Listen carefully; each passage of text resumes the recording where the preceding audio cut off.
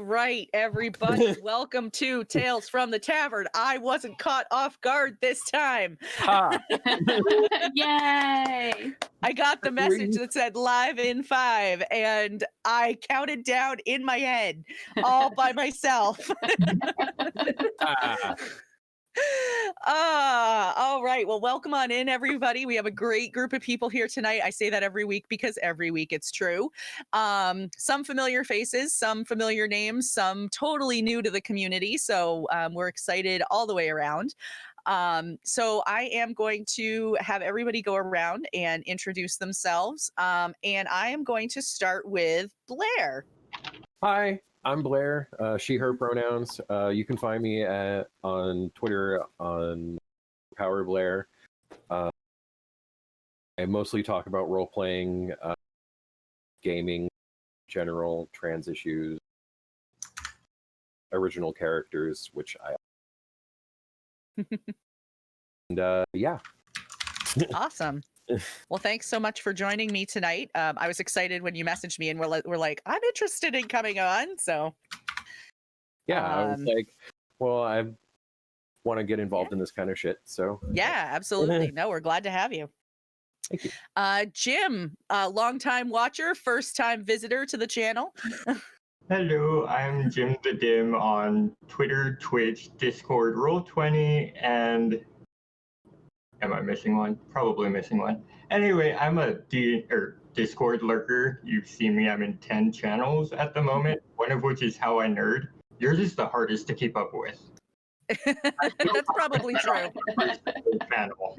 Yeah, we have a lot of people in our Discord. I think we have over 230 people in our Discord. So yeah. But well, thanks so much for coming on.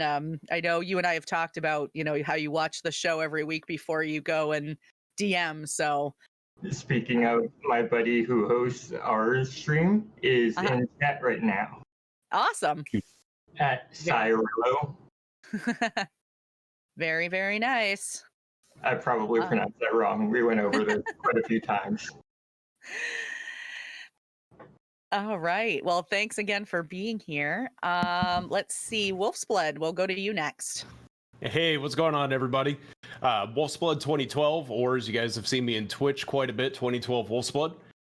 Moderator here for How I Nerd, as well as a mod for Cyclone Jag, who is hanging out in our Twitch chat right now.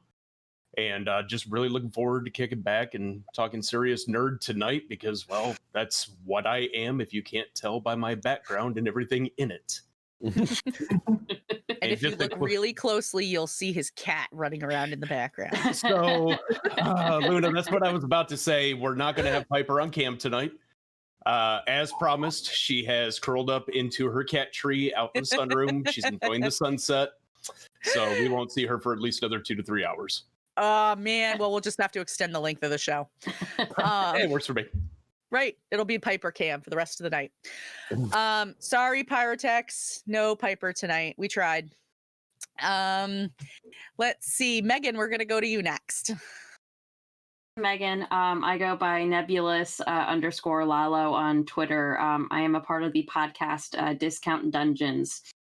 A recent thing we started in January. We are on Twitter at Discount Dungeons, as well as we have our Discord server, of which Jim is one of the lurkers, professional lurkers in the background. I'm the first to respond in just about everything. I'm very excited to be on here tonight. I know you had reached out, so I'm very happy to be here and get to socialize with a bunch of other nerds. Yeah, I'm excited to have you. We've had a few other members of the Discount Dungeons crew on before, and you guys are a ton of fun, and I'm always happy to welcome anybody from that crew back in. So yeah. Oh my gosh, chat started to figure out that there's something going on. So Caitlin, I'm gonna let you introduce yourself, and if you want to showcase what our giveaway item is. Yeah, I'm Caitlin. I'm from ArcaneSpectacles. I'm ArcaneSpectacle on Twitter because it was too long to put the S in, unfortunately. But yeah, we make TTRPG accessories. That was my dog Baxter. We just got a delivery, which might be our new 3D printer. So I heard you were getting one. That's awesome. Nice. It was supposed to be delivered 2 weeks ago, but it's great and we're super stoked. And I guess Luna said we're doing this giveaway and I just happen to have it here in my hands. So I guess we'll just show it off here. If it can. Yeah. There we go. So that is a custom painted with like the How I Nerd logo colors spell tracker. So you use it, there's a picture up on Twitter of it, and it's got slots where you can put D6s in so you can keep track of how many spells you have at each level. And yeah. And then this bottom part can hold any dice, and then you can store your D6s over there or anything else. And this one's special because we lined it with vinyl as well, which is a new thing that we're going to maybe start releasing soon. Yeah. Spoilers, I guess. Anyways, we're super happy I'm happy to be here. My husband is also on our team, but he's obviously not here. Yes, I think I think he's probably lurking, probably very close in the background, if I'm not wrong, right? I sent him downstairs. Oh, okay. So exclamation point enter if you would like to enter to win the spell tracker, and we will have that giveaway open. We'll have that giveaway open for the night, and so we're gonna just kick it off. For those of you who have not been here to the channel before, my name is Luna. I go by Gamer Mom Luna on all social media, and I play on the How I Nerd channel. I do 2 Pathfinder campaigns. Sunday night, the flagship show of the channel, Tabletop Tavern, and then I am also in our Wednesday night Tabletop Tavern 2. 2 separate campaigns, different storylines, different characters. And then I do this show on Thursday nights, which is always a ton of fun because I always get to meet really neat new people and have lots of fun conversations.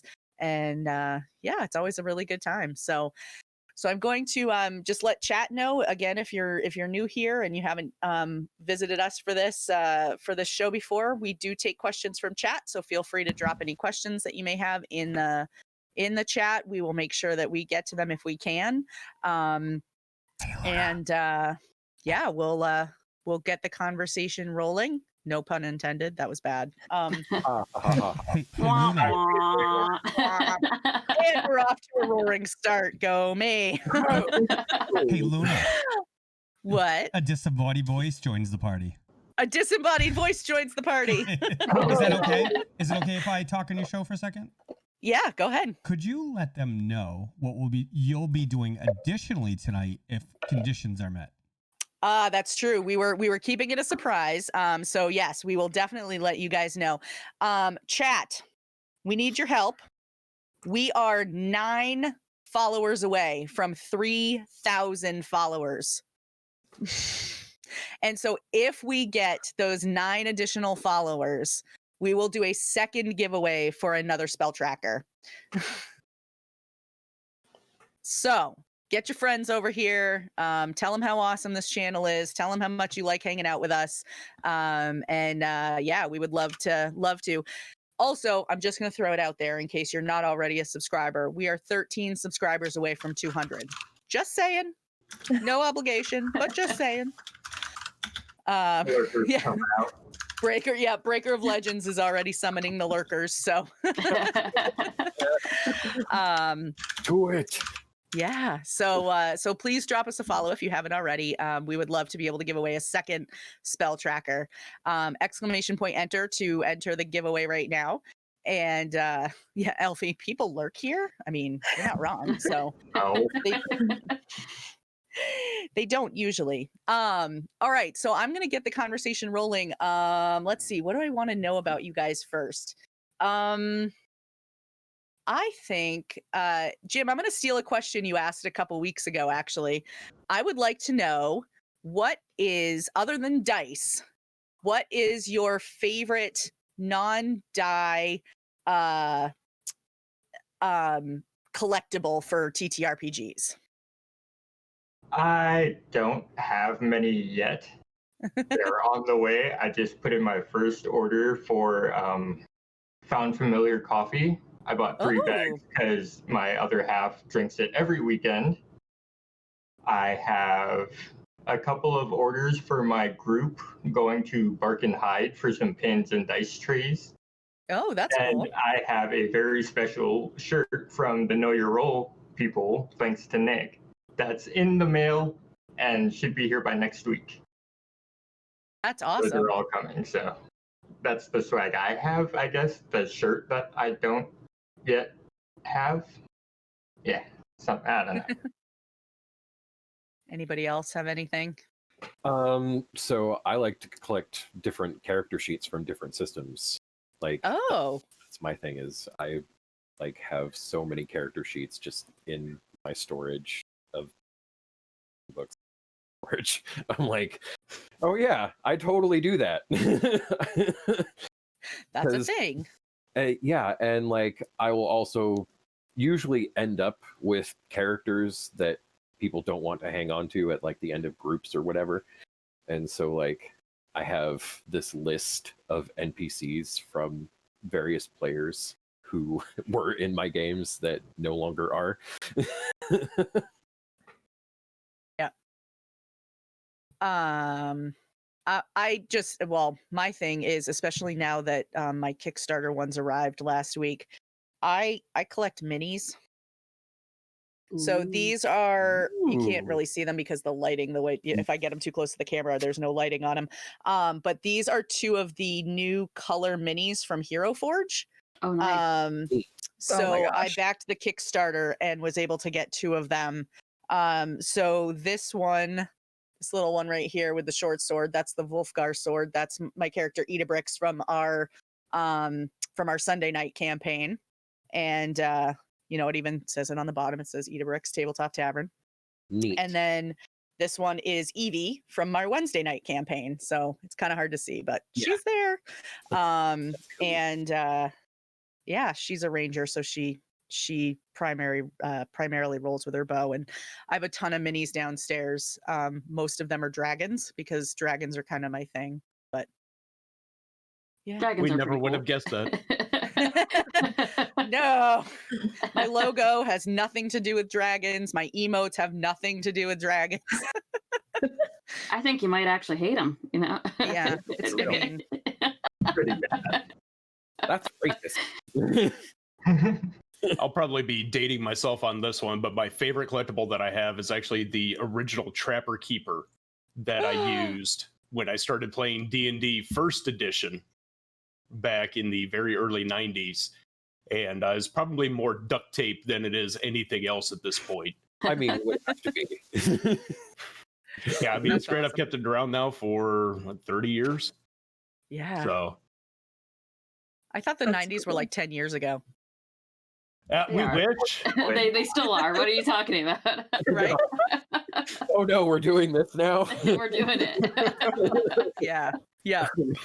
I know. Quaman in chat is going, and her character ran from her first dragon fight, but for good reason. Well, it's true. She caught a dragon egg and was running away with it. And didn't you make an omelet? I was going to say, was she planning on eating it afterwards? Well, she wasn't, but that's what she told the rest of the group that she did with it. Actually, no, that's what the rest of the group assumed she did with it. And so she just went with that story. Did you sell it? But no, she traded it as collateral to somebody she owes money to. Aha. Here, this is your problem now. Start running. Yeah, right. Yeah. So Man. yeah, it's funny. So speaking of my character Edabrix, what are some of the characters that you guys have played in the past that you've really enjoyed? Like, what were they and what system were you playing? So I have this old school World of Darkness vampire character named Torrent. He is a Brujah, and he is like, he didn't start out traditional Brujah. I was kind of trying to play him kind of smart Brujah, but then like things happened and I had to make him into kind of the traditional beat stick.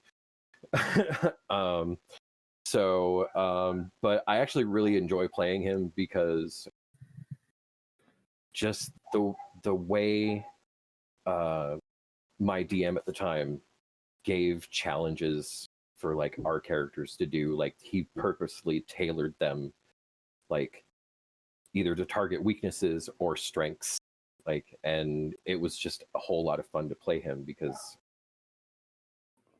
Bruja are traditionally like the kind of tanky strong guys of Vampire, as I'm sure many of us know. But yeah, it's just really fun to play him because he ended up going through a lot of really like character development driven things. Like he found a changeling to fall in love with and marry and like had children with because domino of life. And so like there was half vampire changeling children running around, and I'm like, okay, maybe this isn't such a good idea. That's terrifying. Yeah. I'm terrified at the idea of a half vampire, half changeling. Like that legitimately terrifies me. And so like, but my DM was like, no, this is totally going to happen because you were under the influence of this Tremere thing, you know, and I'm like, okay. Oh my gosh. Totally That's your funny. fault. My It favorite pull me into something. Yeah, go ahead, Jim. my favorite character I've played was in the Feast of Legends, the Wendy's TTRPG. Oh would- yeah. That one it's broken from the get-go, which made it so much more fun. But I played an Order of the Frosty called Agatha, and all that they would actually do is just befriend the bad guys after watching the rest of the party die. And that was it. I'd just befriend the bad guy and end combat. All right. It was so much fun. Oh my gosh, that's so funny. I'm actually pretty new to Dungeons and Dragons. Like, it's only been about a year and a half since I've been playing with my group of friends. I got late to the party, but I always wanted to play, and so I haven't really done any other tabletop RPGs. We did last year when we played for the first time. We did the Dragon Heist module from Waterdeep, and then I played a Grave Domain Cleric, and I was dumb, and I thought clerics are easy to play, and I had no concept of like actually spell casting. And I'm very grateful for my group of friends because I kept being like, how do I do that? What do I roll? What is this? Her name was Drusilla Hain, and she became this gross sewer rat of a character. I was constantly like, whenever we ran into a bunch of gazers, I'm like, I want to roll to rip out their eyeballs and keep them. And my DM just like, you could see like just his soul leave his body. He's like, roll me a medicine check. And of course, like I would roll great. I started collecting eyeballs, and we found like it turned to vinegar, and he's like, one of them's broken. And I'm like, okay, I open another one, and then I put the eyeballs in there, and I'm saving them. And he's just like, great, you did it. And I'm like, yeah. So that became just that running gag of absolute disgust and disappointment. Oh my gosh. And then, of course, with the current campaign that we're doing for our podcast, I thought, I'm going to do something very different class-wise. So I picked a sorceress because, why not more spell casting that I have to learn? Right now, I play a tiefling sorceress named Ecstasy, but she goes by Stacy, and her my favorite thing about her is her intelligence is a 6. She's very smart. She's really... I think after this, I'm going to try to do something basic like a fighter, like try to just smash things and not remember spells and all that extra stuff to learn. I rage, I hit it. Yes, exactly. Right. I can handle that. That's a little easier for me. Make a Goliath barbarian and be done with it. Yeah, exactly. Yes. I have great cleave, and there's 14 things around me. I hit it. I hit it. I hit it. I hit it. It's dead. Ta-da! Right? Go me. Oh my Well, I gosh. can for sure relate slightly because I'm also new to D&D. We've only been playing for about a year, and so I've only actually played one character, and her name is Elsa Stormgear, and she's a wizard, and I love playing her. She's so fun. She's really naive and just kind of just excited about the world, and she usually talks way too much, and her party kind of has to tell her to be quiet to not give away their secrets. And so I really enjoy her, and it's really fun, and I just hope she doesn't die soon, you know? I think that's always the hope. That's That would be always the so hope. sad. Oh my god. Oh my gosh. There's always one. Like Right. Right. I had a there's always one character. that's like, oh my god, I can't stop talking about what we're doing. I had a character. She wasn't my favorite, but it was kind of funny because she was a centaur, and of course we're like in the middle of like these ruins somewhere, you know, because that's naturally where a centaur would be. Oh yeah, totally. And so the DM every time we went up and down stairs made me roll for it because horse legs, you Yeah. know, like. And like naturally, I would fail almost every time. Of course. So the whole party would be at the top of the stairs. I'd be like, "Yeah, I'm coming. I'll be there in a few minutes." But Somebody get a rope and a sled. right? The sad thing was she was like, you know, because she was a centaur, she was like the biggest one and the strongest one in the group. So trying to imagine anybody like pulling her up the stairs would just be a nightmare. So Yeah, no. yeah, Let's get the elf yeah. and the elf and the halfling to do it, you know. Right, absolutely. No, that's The elven druid who has no strength. Right. no, that's just when you call in Dave. Yeah. Dave was one of my best characters I ever got to play, and then he moved on to be in several of my other campaigns. He started off as a 16-inch tall gnome. He was an alchemist, a wizard, and utterly insane. My DM was wonderful because Dave would just do shit, and it didn't matter if it made sense or not. It just made sense to him. It was like Pinky in the Brain. And so my DM originally was really wonderful, and he gave me a Rod of Wonder. Roll D100 and see what happens. Oh my gosh. Riding Those are into fun. battle one day on my barbarian, I pulled out the Rod of Wonder, and I pointed it forward, and I fired it, and it was a fireball into the back of my barbarian's head. Oh, no. He was never able to grow hair again. Oh, Mind you, he came from a tribe much like the Dothraki, who kept their hair long unless defeated in battle. Oh, no. That's rough. Oh So, god. but that was Dave. That was Dave in a nutshell. Dave would just do stuff and things. It happened, and we had no idea why. The last time I saw Dave was in Star Wars, Oh, no. and he had become a computer virus. And This the sounds even party more got tired of terrifying. him. They got Oh my absolutely gosh. tired of having Dave around. And so they loaded him onto a droid, thinking, you know what, he's in a droid, we can just shut him off. They were wrong. So course. instead, they hooked him up to a communications array when they were stopped by a Star Destroyer. And they transferred him from the droid into the Star Destroyer, which, when last seen, had its lasers and lights flashing to staying alive as it went into hyperspace. Oh my Sounds God. great. Why do I feel like that's something out of Spaceballs more so than Oh, God. Star Wars? So We it's like had something good that we have DMs. Oh Sounds my like something- gosh. So Atomic Zero, are you here and taking notes? I mean, like I mentioned Atomic Zero. I'm just going to throw this out there since you mentioned a Star Wars campaign. For anyone who hasn't heard yet, we actually have a Star Wars campaign coming up on our channel that's going to start probably sometime in November.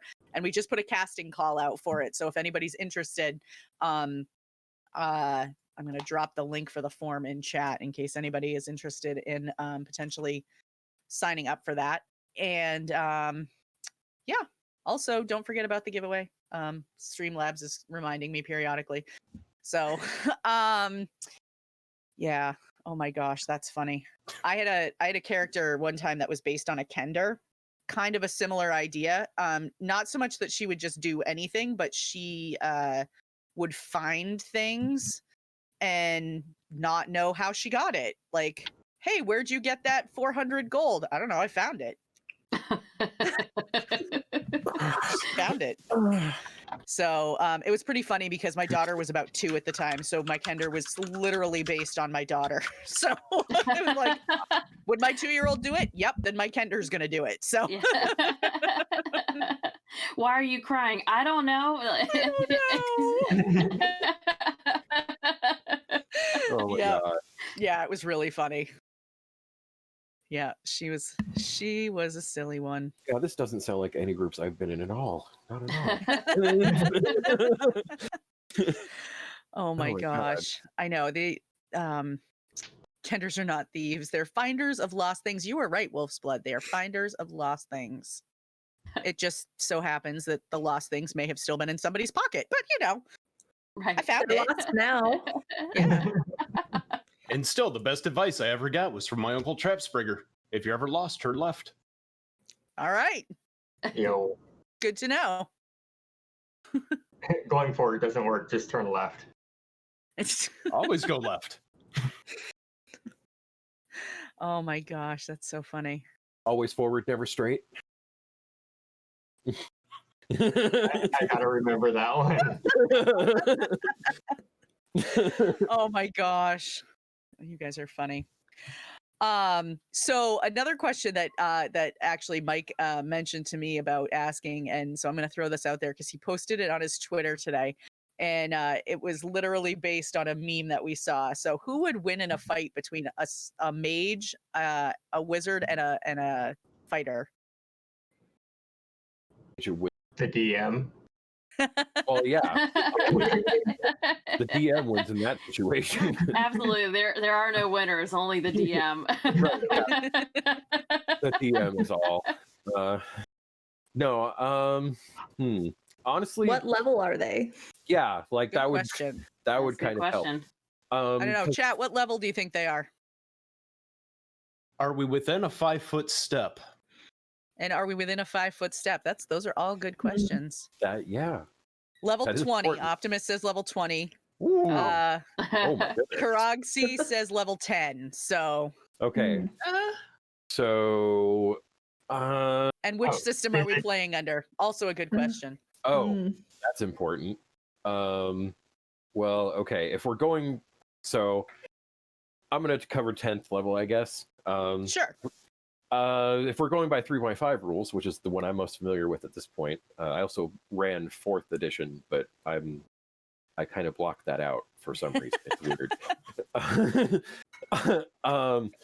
So I would probably say 10th level mage probably wins, just based on spell selection and like spell speed. There's feats you can take as a mage, increase your spell casting time. I don't know. Wizard is kind of slow still at 10th level. You're more like, I'm gonna hang back and throw shit, as opposed to fighters who at 10th level, if you're within 5 feet of me, yeah, I'm going to fuck your shit up. But you have to be within that, that distance where I can rush you, like bull rush you or charge or whatever, in order to get that action and stun you. But yeah, wizard probably dead last because they're still casting by the time the fighter is dead because the mage killed them. And the wizard's looking at the mage like, shit. Can I get this off before he gets this next one off? Probably not. I say So it's all about dice roll. It all depends. Like you could be really good and have good feats, and you could roll absolute shit, and there you go. That's it. Yeah, It don't matter. It all depends on if the mage has the best dice rolls out of all of the Right. you know, Exactly. yeah. But like just like I don't know, arsenal wise, that was the word I was looking for. I would have to say the mage is better at 10th level than fighter or the wizard. So who's got 20th level here? Who wants to take that? Who wants to take 20th level? I tried to do a 20th level fighting scene, and it did not end well. Oh my gosh. Yeah. But I can tell you that a level 20 artificer is a lot of fun to fight. Sorry. I've never played an artificer. It's kind of a neat looking class, but I've never played one. It depends on what system you're playing it in, really. Yeah, I've only ever played 5e and the Wendy's TTRPG, so my experience is very small. My only experience with artificers is from Iron Kingdoms, which is a very niche system in and of itself. Very steampunky. What are some of the systems that you guys have played? I know a couple of you said you just started, so you don't have a ton of experience, but what are some of the other systems that you've played or that you would like to play sometime? An easier question for me to answer would probably be, what systems haven't I played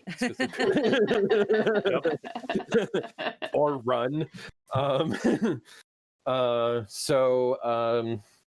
Actually, probably the most fun I've had running a system was Exalted, oddly enough, which is the White Wolf fantasy thing that they had going for a minute there, which was a whole lot of fun. I actually really liked running that because they give some really interesting ways to mess with your players sometimes.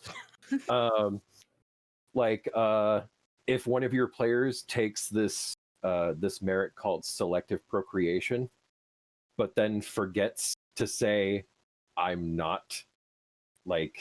choosing not to be fertile while I go have this bang time, you know?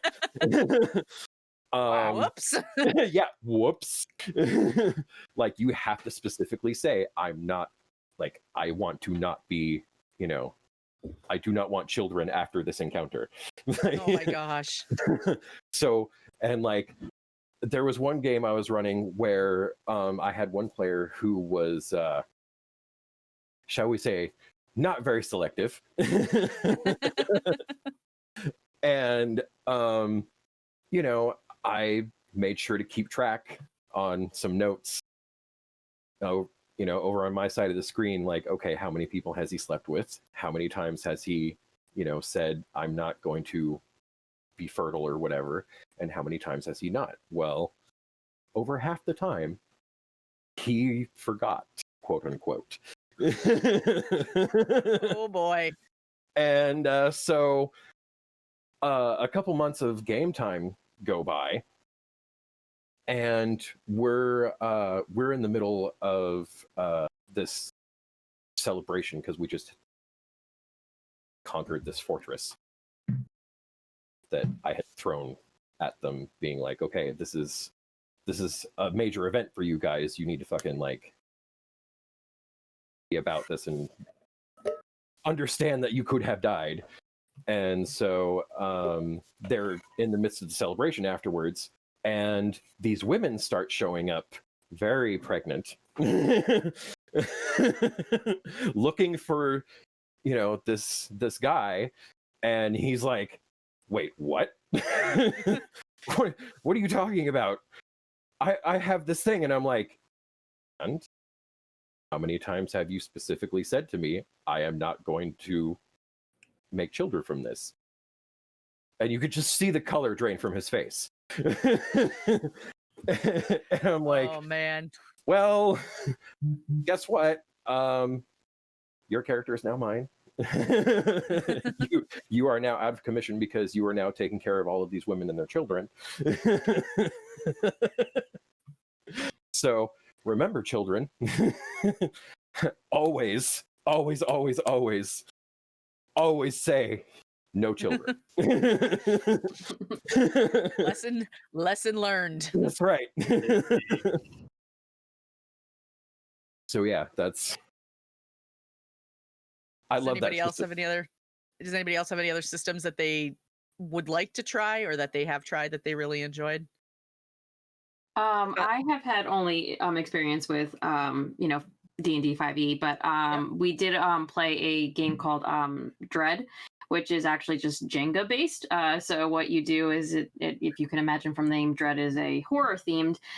So someone will tell the story, and if your character wants to do an action, you pull a block from the Jenga tower and you put it back up, and develop level of complexity. You have to pull one block if you want to do something, or you have to pull 5 because you're trying to do several different actions. So, and of course, as the story progresses, it gets difficult, and if you knock the tower over,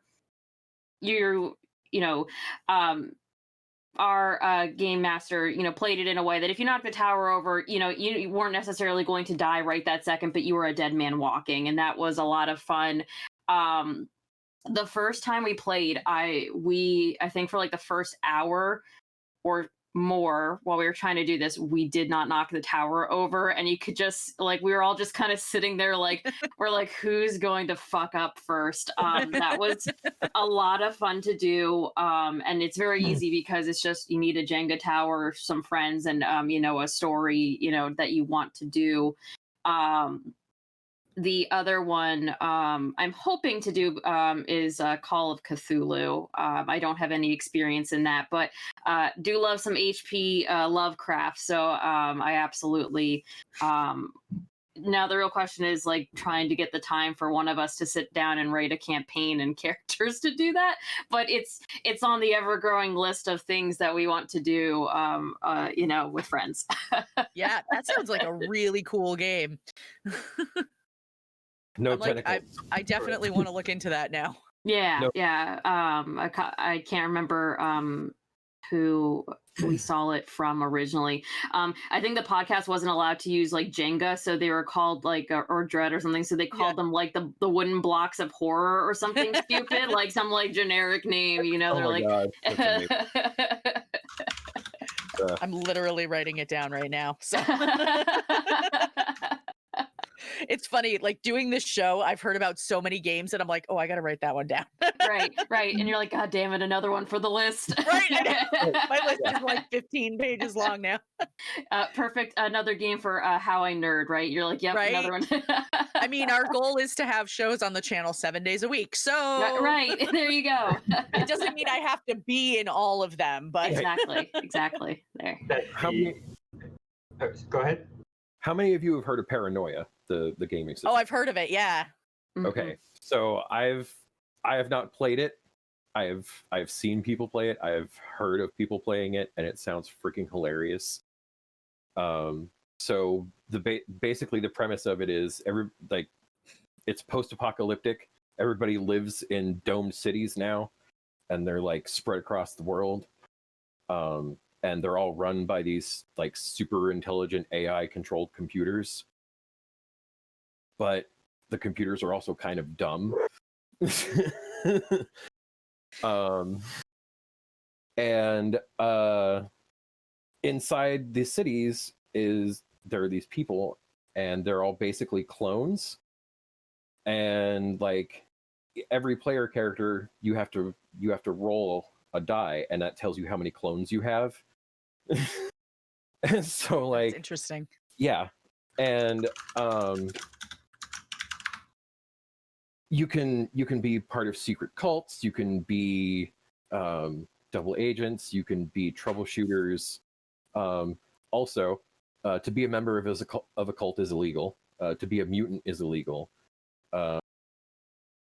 And the computer is very much, if you argue with it, it's are you saying the computer is wrong, citizen? And your response must be no. Otherwise, troubleshooters will come and take you away. And for questioning. And it just sounds so fun. Like it just sounds like the most pulp fiction-y, spy fucking whatever post-apocalyptic thing that I could ever want to be a part of. Just mutants Sounds throwing fun. nuclear cheese balls. I'm like, how is this a power? Wolfsblood, I'm gonna throw nuclear cheese balls at you, okay? You know what? Just because of that, I'll give you another game to look up.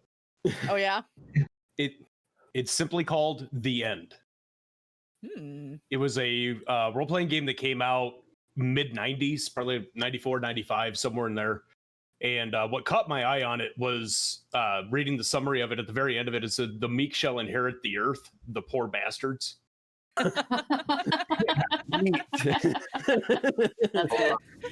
And so what has happened is the raptures come to the world, and all the little flim-flammy things have all happened, and you're one of the poor bastards left on Earth, and now you have to figure it out. And what I loved about it, what I absolutely loved about it, is that especially back then, a lot of our games, BattleTech, D&D, Shadowrun, they were very combat oriented. Every campaign, if you weren't fighting, you were bored, and that was the way it was set up. But with The End, it was great because the combat mechanics, guess what? Guns kill you. Oh, no shit. Yeah. Oh my God. So if you got shot with a 12 gauge, guess what? 12 gauge did, if I remember right, the 12 gauge did like 17 points of damage. Your character had 12. Right. Yeah, so you just get ripped in half because that's what shotguns do. And so it was this way of being able to play quite differently from the other games that were out at the time, because it was more of a role-playing, being able to find your niche, be able to find a job, and keep your people alive as you were going through and pretty much avoiding combat. And it was absolutely fantastic. It caught a lot of flack, of course, because of its subject matter and such. But if you can find that still, and I think you can find a couple of copies on eBay even, it's a fantastic little role play. I'm going to find it. That's going to be my goal. I mean, subject matter. I love that post-apocalyptic genre. I'm just fascinated by anything like that. So that may have been why I got into Fallout. I mean, yeah. Subject matter is probably why Hunter didn't do very well as far as like the World of Darkness setting went, because it was very preachy. Yep. And not a lot of people were into that. Yeah. So same with Demon. It was oddly preachy for being about demons. Yeah, it's weird, obscure, like World of Darkness shard things that didn't do very well, like Wraith and Mummy. And Caitlin or Jim, do either of you have a system that you want to try sometime? I wouldn't mind diving into Pathfinder, maybe. It seems to be on everybody's channel. I'd love to learn a new system, and that one seems to be quite popular, so maybe a little bit easier to find somebody and be like, hey, you're new, let's take it easy for the first couple rounds. Like, I feel like that would be the best route to go. Yeah, I agree. I think Pathfinder would be fun. Yeah, be careful with that one. You and I have talked about Pathfinder a little bit, so I hear there's a problem with falling rocks in that system, though. Yeah, I know, right? I mean, come on. Dude, the DM doesn't like you. These rocks just come out of nowhere and land on the players' heads, and everybody dies. And they're like tumbleweeds. They're everywhere. Yeah, absolutely. I'm excited. I'm about to play my first one shot of using the Fate system, which I've never gotten to use before. So I'm pretty excited about that. And the person who's GMing it is like, she's like, I'm giving you free reign to make any kind of characters you want. It doesn't matter. You can do it however you want to. And so the party, is going to be, so my character is a mouse folk. so she's like 1.5 feet tall. And then there's like a 15-year-old human trash druid, like who lives in a junkyard and has a pet raccoon named Bubbles. I'm sold. There's yeah. And then there's somebody in the party is like this giant robot, and then there's somebody in the party that's a quokka. Which is like that little quokka. They look kind of like a wombat. Oh my gosh. Oh, okay. Do they participate in combat? I don't know yet. Tomorrow I have my like official character building session, so I'll know more. But it'll be kind of interesting. Oh, I need to know about combat wombat. Combat wombat. There you Blitzen Gamer, are you still in chat? I saw you in here earlier. You were waiting to drop that joke, weren't you? Oh my god. I mean, if he wasn't going to, I was. Right, exactly. You'd be a fool not to mention it, right? I'm sorry, I was corrected by my buddy in chat. We will be doing a Lord of the Rings TTRPG. Ooh, fun. Oh, In the okay. future, we may or may not be looking for players. We may have to talk to you about that and storytellers, because that might be a thing. Yeah, definitely. We're also doing a feature. It's a 5e Final Fantasy 14 homebrew. All the races, everything. Wow. So that one's also coming out. That's cool. Sounds cool. You don't want me playing a Lord of the Rings elf, trust me. On a slightly unrelated, maybe related, have any of you ever done a murder mystery party? I did. I don't know if anybody else has. I love throwing them, and they're like the most fun thing ever. What are your favorite moments from that? I've never done one of the murder mystery parties. Oh my gosh, there's so many. Well, I think my favorite part, the murder mysteries I play are from freeform murder mystery games, and they're very RP heavy, but everyone gets a character backstory. Every character comes obviously wanting to solve who the murderer is. Everyone does, but they all have their own, I guess, motivations for being at the party, and they have their own goals. And it kind of gives you two things to do to start, like go talk to this person about this thing. And so they kind of get a starting point, and it's just so much fun because everyone's just walking around and everyone's so nervous to start. And of course, I'm the host, so I know everything, and I'm there to help people if they have questions or are lost and don't know what to do. And like the first 15 minutes, it's usually kind of like quiet, and people are so unsure about what's going on and what they're doing, and they're all nervous. And then something just clicks, and then like the room just lights up. People get into it. I've had some of my friends like purposely like they like poisoned somebody, and then they like brought them back to life, and then like held a knife to their throat and was like, tell me all this information, and everyone's just like standing around them like, what just happened? Like, I don't know, it's so much fun. I had a friend pretend to roll down the stairs when they like got shot or something. I don't know, it's super fun. I just love everything about them. They're cool. That's neat. I did one. Well, I've done two, but one of the ones that I did actually was for my college roommate's bachelorette party. Oh my gosh. Yeah. Well, we did it wasn't so much of it was more of like a Jack and Jill bridal shower kind of thing. We found one that was themed around like going to a spa and stuff like that. So it had all these recipes for like, homemade sugar scrub for your hands and stuff like that. So it was kind of fun in that regard. And, we were able to work in a lot of like the shower elements into the story, which was kind of neat. But yeah, it was really successful, actually. People really loved it because it was something so different. So it was neat. I enjoy them. The closest live action thing I've done to anything like that is I've done live action. There was this local group where I used to live.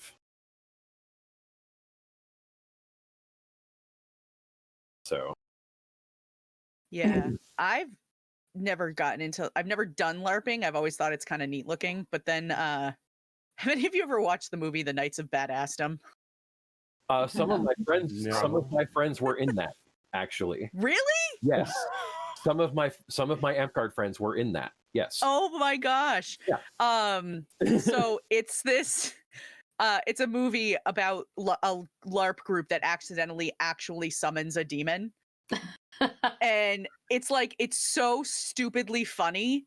It's like, oh, yeah. Yep. Yep. So And now every time I hear LARPing or I think of LARPing, like I think of this movie and I think of like Peter Dinklage accidentally summoning this demon. And so I just want you to know, it is pretty much that hilarity. yeah. Like, if you go somewhere and there's actually a quest running and it's actually being done correctly, it is that fucking hilarious. So Good to know. Oh my gosh, that's funny. if you don't hear LARPers laughing, there's a problem. Like, Truth. It's the blood of destiny. Yeah, you Yeah. might be right. You might be right. So yeah, for people that are just joining us, there is a giveaway going on, ! Enter to enter the giveaway. It is for a spell tracker from ArcaneSpectacles. It's yeah, you can see it right there on the screen. there it is. It's a very cool thing. They make them.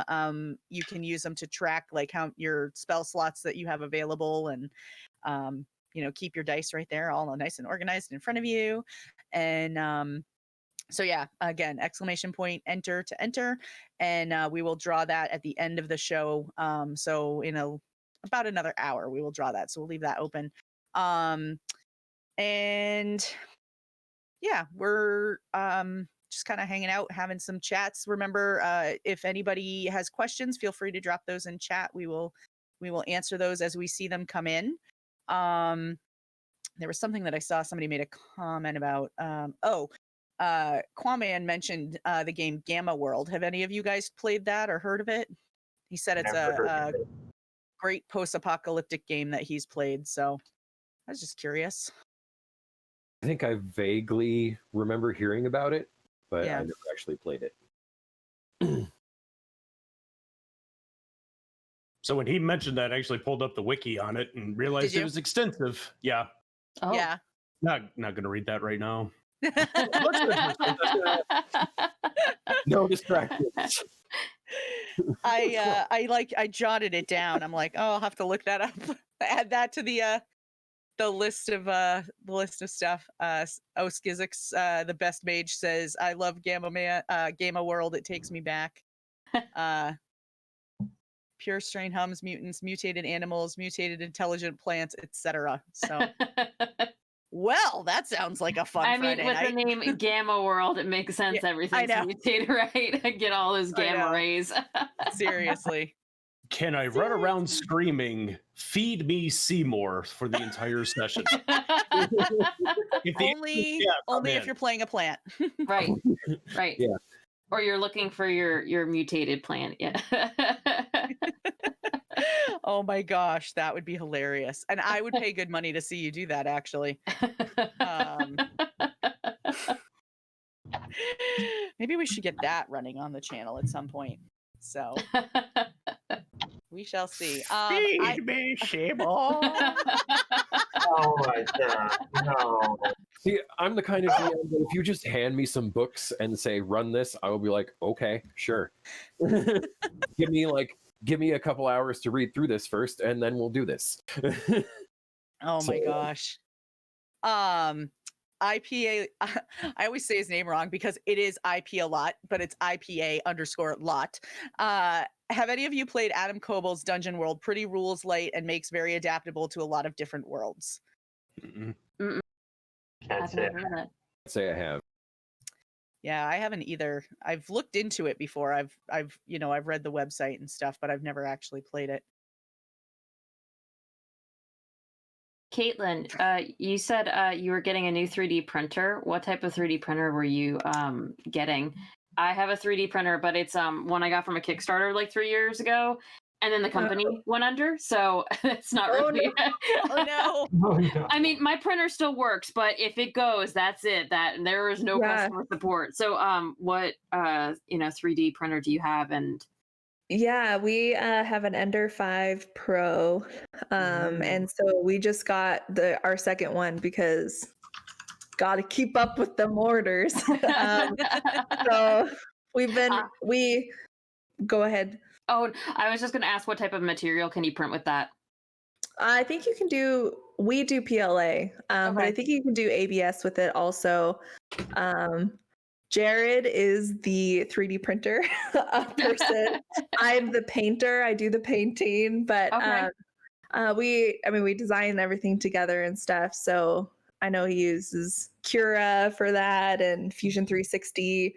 But yeah, it's been super fun because we got the 3D printer to begin with to print stuff for D&D for our sessions, and then this other stuff happened, which has been great and wonderful. Right. But we're like, man, like I wanted to print that. And so I guess going back to something that we collect is we collect Kickstarters. I'm a little obsessed. And recently we backed a lot of STL Kickstarters so we can like print things that people have created for D&D more specifically, I guess. But that's been fun, but we needed the extra one so we can do the fun stuff. Right. How do you go about painting them? Because I think mine is a PLA printer, and the quality isn't that great, so I always have to do like a sanding down process. So I was just curious, like, what work do you put into that to paint them? Yeah, so I'm lucky because Jared's really worked hard, billions of hours, really dialing in so he has his own personal setup that he's developed. So the print itself usually ends up looking really great, but we both just don't like the way the 3D prints look. So spray paint works on them, craft paint works on them. It doesn't need to be like anything crazy fancy. I like to do dry brushing techniques on them sometimes because I think the texture of the 3D print really kind of hits the highlights when you dry brush it. So yeah, I think it's a really easy way to make a 3D print look cooler. And I know that's when you do 3D print minis or things like that, you can base coat prime them and then you're basically have a blank canvas that you can do whatever you want with, which is really cool and exciting. Yeah. Which I love. It's so much fun. Yes. That's awesome. Thanks. Yeah. How long have you had the 3D printer? So about like when I heard the company started, I found out through a coworker at my job. They're like, 3D printer, the guy works for the company as a graphic designer. And then he got let go because the company went under. So I've had it for about 3 years. It was I think only about like $300. So it's a small little printer that doesn't have a wide print bed. And like I said, the quality sometimes can be a little not fantastic, but I only do it for just like fun small things here or there, to like print gifts. I like wearing hair clips. Not right now because I shaved the side of my head. Can't really wear hair clips with that.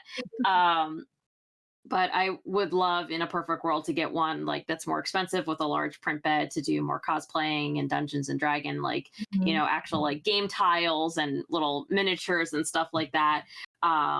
Just when the money's right, when I have enough money, for right, never ending love of hobbies and other projects I want to do.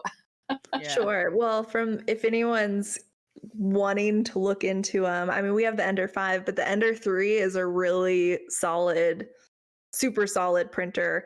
And I think it's like $350. Oh, okay. So it's really affordable. And what's really cool is that it's super popular among especially D&D people.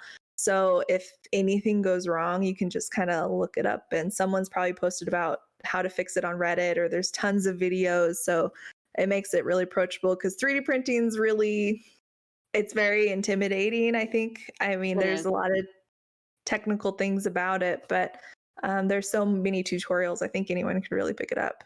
Yeah. And I've noticed, like, with the market becoming inundated with like all these small companies, it's like you have so many different models. It's like you struggle to find the right support. So if you have issues with Mhm. it, then you're like, I don't actually know how to fix this, and now I have like a expensive piece of computer that I'm not sure, and it may or may not burst into flames. Like, my dad got one from China, and it literally, thank God he was watching it, because it started to spark, like something went wrong with the wires and started Oh my going on gosh. fire. And Oh no. That's so terrifying. it is.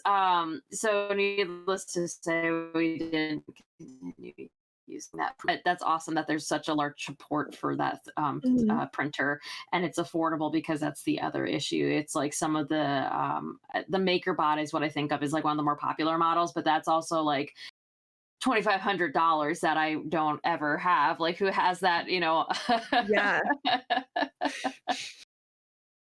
Yeah, for All sure. right. I think we're going to take a quick break, and we'll come back. Mac Jekyll Ranger, I saw your question in chat. We will get to it as soon as we get back from the break. So we'll be, like 5-10-ish minutes, give our guests a chance to get up and go to the bathroom. Yes, Quaman, hashtag free the pee. I will explain that to some of our guests when we come back. Because wait not for that. everybody knows about this, but we will hashtag free the pee, and then we will let our guests return, and Mac will answer your question about LARP and anything else that comes up. So yeah. So we'll be back in just a few minutes. Don't forget to enter !enter if you haven't entered the giveaway yet. So here we go, and we will see you on the other side.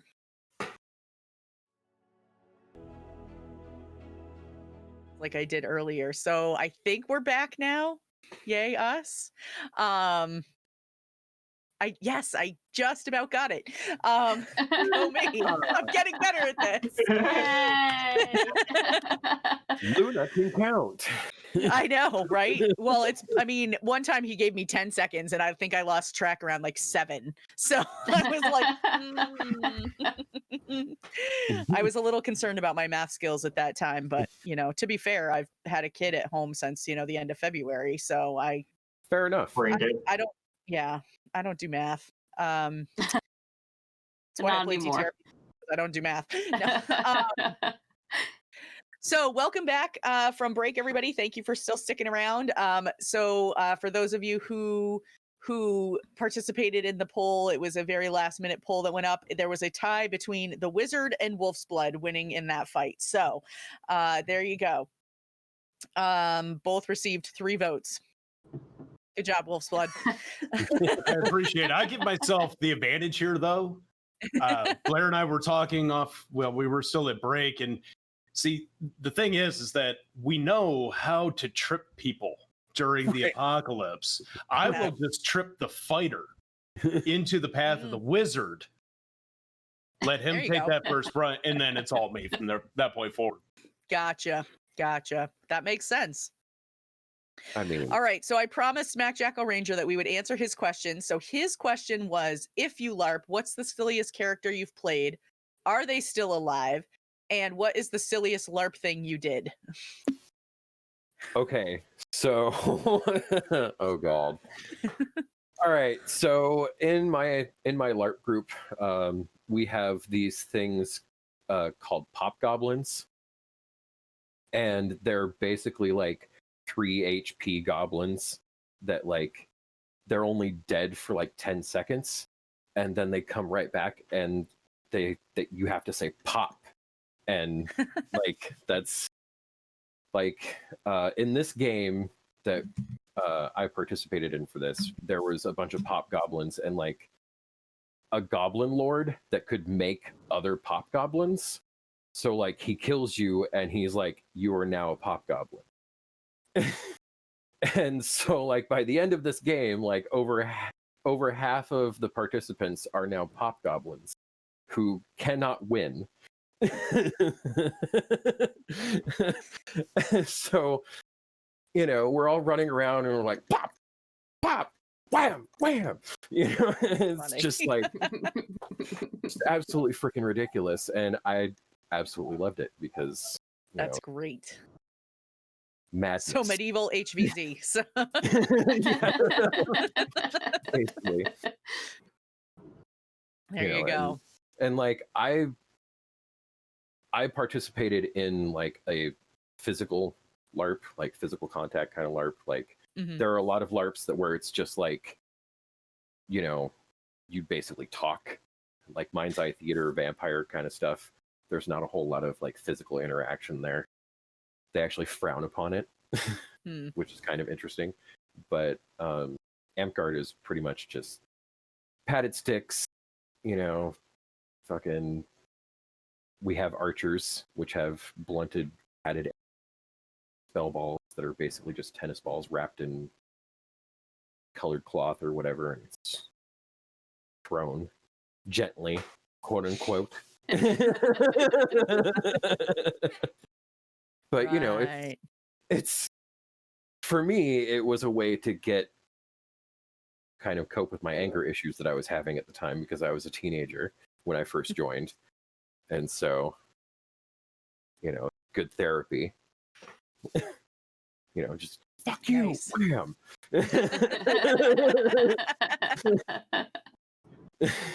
You know, unfortunately, I don't have any of my LARP gear with me because it's all in storage now.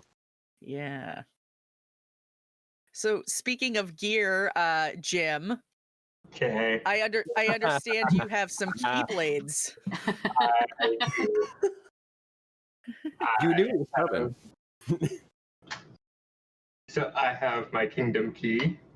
Oh my gosh. That's nice. That is nice. That one's the official, like, licensed one from Disney through GameStop. And then I have. This was my second anniversary gift from my other half. It's the Oblivion Keyblade. Oh, neat. Oh, wow. Whoa. That's really cool. awesome. And then this was his Christmas present to me last year, was the Oathkeeper. I was going to say that's Oh, Oathkeeper. that's Nice. cool. Oh yeah. That's really nice. That was really cool. Yeah, so I have a couple of Keyblades. Yeah, My just collection a will few. break. So are It those will. metal? Are those metal or foam? Those are foam. Oh, okay. I'm working on getting metal replicas. I have a friend up in Oregon who does smithy for a Ren Fair group. Right, So yeah. I'm going to see if I can get him to shape some metal for me. Oh, that's cool. Neat. That'd be really sweet. Have any of you done crafting for like the train for your games and things? Yeah. I made most of my buffers that I used for Amtgard. Wow. I used carbon golf shafts and Fun Noodle with packing tape and a cloth cover. Basically, like, it's so easy to make buffers. Making good ones is hard, but I do a lot of crafts randomly throughout forever. I just find things, and I've watched a lot of Black Magic Craft on YouTube and bought a Proxon hot wire and made Jared go to Home Depot with me to buy some XPS foam, and that is the most satisfying thing to cut. Oh my gosh, like Yes it is. Yes it is. so I've done a little bit of that, but I'm hoping to do more of that in the future. My only way currently, like the only way to channel my art right now is designing all the characters for our campaign, you know, or drawing them officially. So you can check that out on my Twitter. My art's great. Wink, wink. But I don't have a picture of it. A gift I did for my friend was I printed out.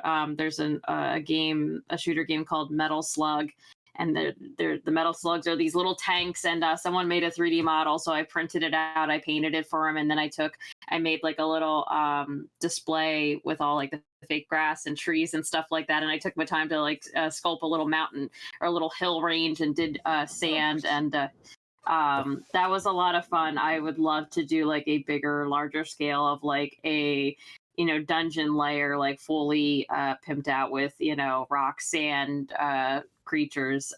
So I look forward to doing that in the future. Yeah. Nice. Does a dice bag count? I would say so. Yeah. Yeah. So That's neat. That's really neat. A D12, and it's got a little flippy lid. Oh, nice. That's awesome. All my math rocks. Nice. Math rocks. Yay, math rocks. Never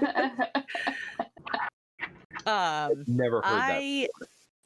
I've knit a bunch of dice bags. I am a knitter. I've knit a bunch of dice bags. I one time because I decided in 2011, 2012, something like that, whatever 9 years ago was, so 2011 it must have been. I went to my first con, and of course I went to my first con in cosplay, which was also my first ever cosplay. And one of the things that I needed was a just a big sheet, essentially, of chainmail for the front of my costume, the front and back actually. And so instead of actually just making chainmail, I knit myself a big thing of chainmail out of like this silvery gray yarn, which actually was great because the con was like in February, so it was like having a big blanket around my waist. Right. There you go. Easy to transport and wear. Yeah, no, I don't. I'm all set with actually putting chainmail on, I think, and wearing that around a convention. That does not sound like a good time to me. I've worn chainmail. It is not. I played a lot of years with the Society of Creative Anachronisms and Medieval Reenactment Group, and so knitting chainmail was something that unfortunately I have way more experience than I should doing.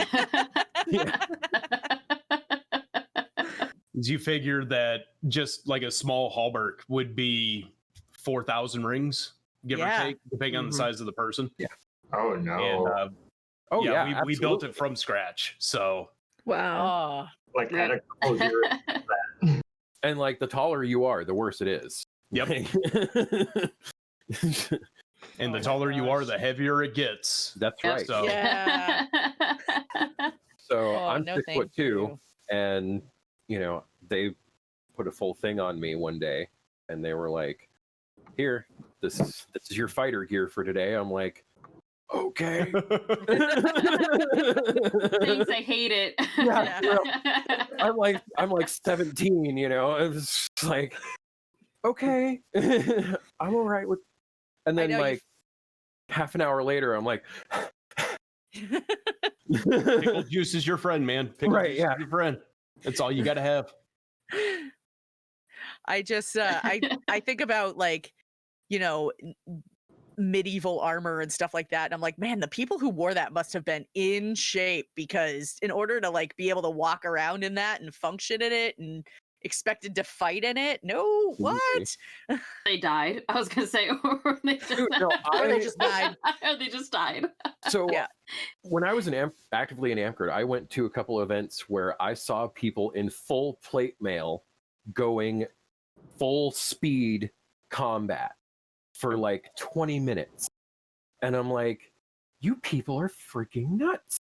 What is fucking wrong with you? It's like, I have this 1 point of leather armor that I, fight in for 5 minutes, and I'm like, let me get this the fuck off right now, And they're just like, this is fine. I'm like, no, it's not.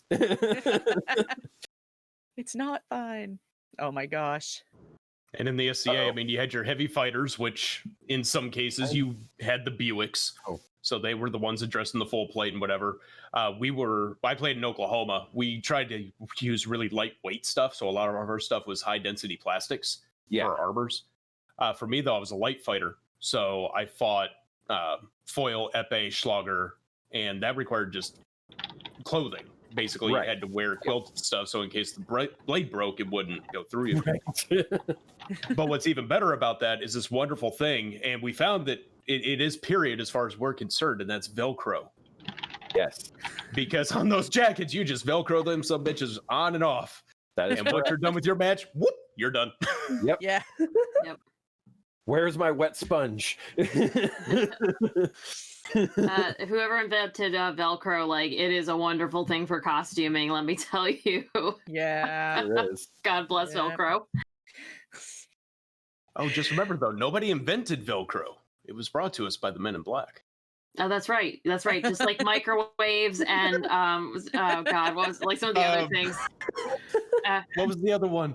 I can't remember. No, I am only thinking of the microwaves, and then he just hits that little sphere and it starts bouncing around the room with all the alien. Right. Oh my God. Yep.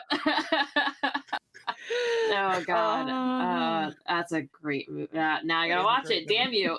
Right? Oh, you You'll have get to a- watch.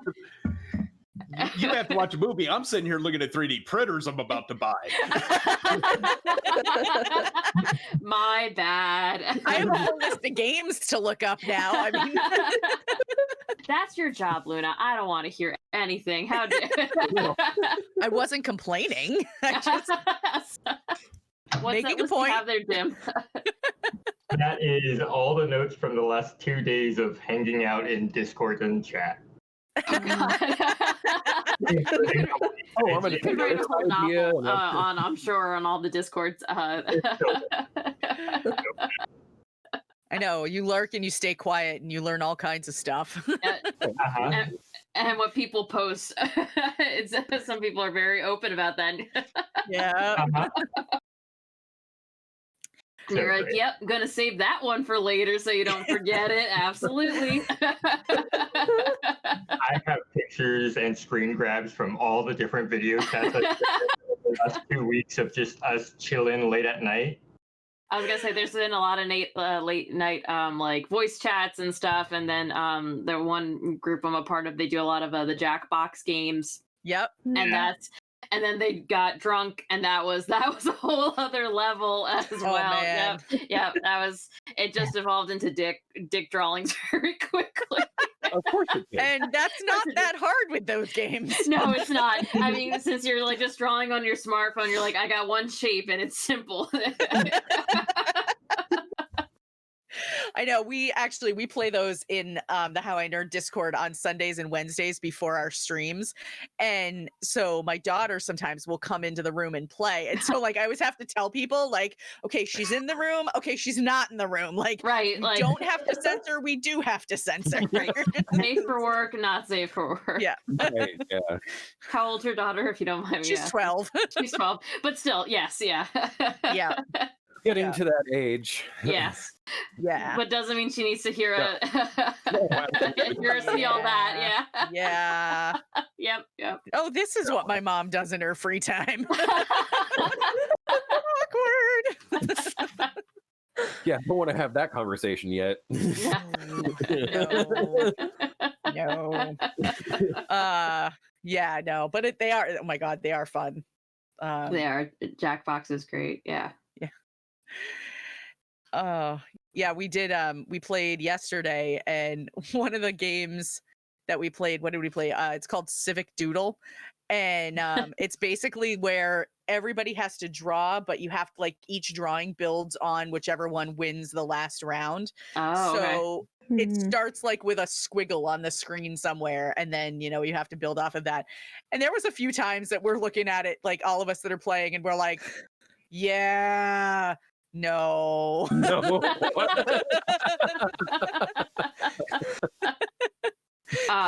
I like Oh, playing boy. the fibbage one. That is a lot of fun. Yeah. Trying to figure out who's lying and who's not. And then the last round is like, they'll give you a question, but you put your own answers in so you can, Yeah. tell a truth and a lie. And, playing on the one group online, my best one was because I didn't know them super well. So I didn't want to pick a question very personable because no one's going to fucking know. And so my question was, am I wearing pants right now? Yes or no? You know, and they and I'm like, you guys don't know, right? It's a 50. They all guessed I didn't wear pants, but I was like, I'm sorry to disappoint you. I am wearing pants. Oh my gosh. I know. Right. Yeah, we have a really entertaining time with some of those, and it's been a lot of fun. It's been a fun way to get to know people in the community too, which is always a good time. So in a very easy and lighthearted way. And the games are super quick. They're like 15 to 20 minutes tops. Yeah, exactly. They were able to do several different rounds, and it was a large group of people, so like plenty of people had a chance to play and interact and stuff, which was a lot of fun. Yeah. Yep. So at PAX East, they actually have carts where they have like a TV plugged in on the cart, and they wheel them all around the convention center. So like if you're waiting in line to go to a panel or something, they'll park like right next to the line, and they'll be like, all right, everybody get your phones out, and they'll play right there while people are waiting in line. That's really awesome. Yeah. And that's great because some of those lines can be a little intense. Yeah, a little soul draining, a little. Yeah, I know. And like, you know, you're all, because they're like, okay, we can fit 240 people in this line, so we're gonna fit all 240 of you in this 5 square space. Right. You know? So yeah. So you're all like, okay, well, I don't want to stand here for an hour. So it's nice that they do that kind of thing. But I think the closest thing I've ever played to a party game like that is Cards Against Humanity. Yeah. Excellent. That is an excellent game as well. Yeah. That's a great one. Or I guess online. Sorry, it's Pretend You're Zizzy online, because like there's a web version, right? But it's like made by nerds and furries. Kind of weird.